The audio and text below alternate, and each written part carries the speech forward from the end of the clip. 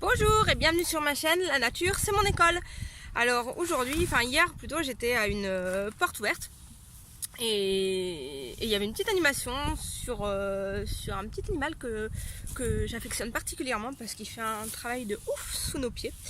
Et c'est le ver de terre. Donc je vais, hop, s'il veut bien m'accompagner. Hop, voilà. Alors ces vers de terre,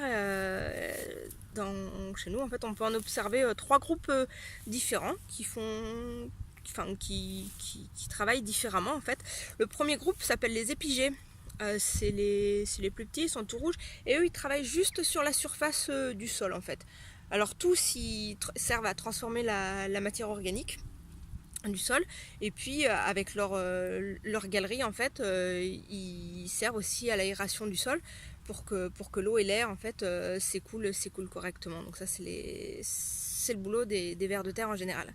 La deuxième catégorie, c'est les endogés. Eux ils vivent dans les 30 premiers centimètres de sol et ils travaillent aussi à l'horizontale. Voilà, ils creusent des galeries, mais dans ce sens-là. Et puis les derniers qui, eux, vont travailler de haut en bas, c'est les anéciques, en fait.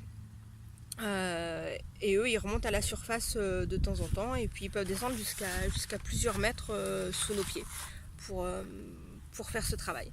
Alors il y a un monsieur qui s'appelle Marcel Boucher qui a créé en fait des tests en fait pour mesurer le travail que faisaient ces vers de terre, et il en est sorti qu'ils arrivaient à remuer 300 tonnes de terre à l'hectare par an et qu'ils arrivaient à creuser 5 km de galeries sur un hectare aussi, dont 700 mètres qui remontent à la surface, parce que la plupart des galeries sinon sont bouchées des deux côtés en fait, donc elles ne remontent pas toutes en surface.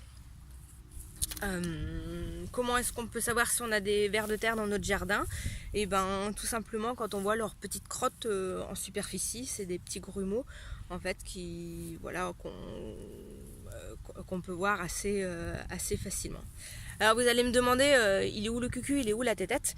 Et ben la tête elle est juste là en fait, c'est le côté le plus fin du ver de terre, c'est le côté de sa tête. Alors il a pas d'œil, il a pas d'oreille, par contre il a une grande bouche, et puis il a surtout il a plusieurs cœurs aussi, et puis il a un abdomen là. Oups. Voilà, alors cet abdomen c'est important. Si quand certains bêchent encore leur jardin en fait, si par mégarde vous en coupez un en deux, ça fera pas deux vers de terre. Ça c'est une légende.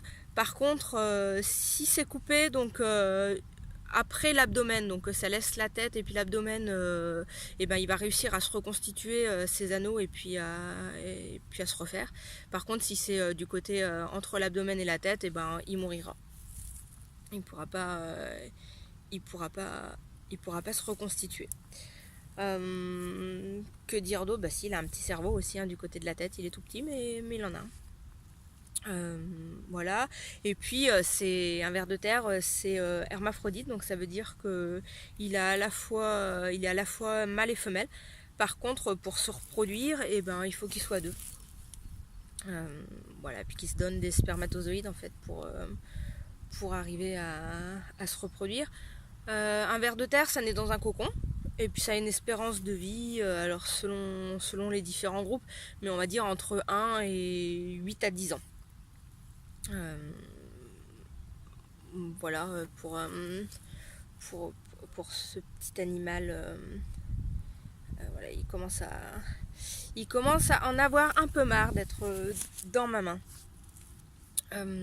Voilà, donc si vous voulez savoir tout comment ça a été mesuré en fait, Michel Boucher a fait un travail de ouf. Je crois qu'il consacre toute sa vie sur le ver de terre.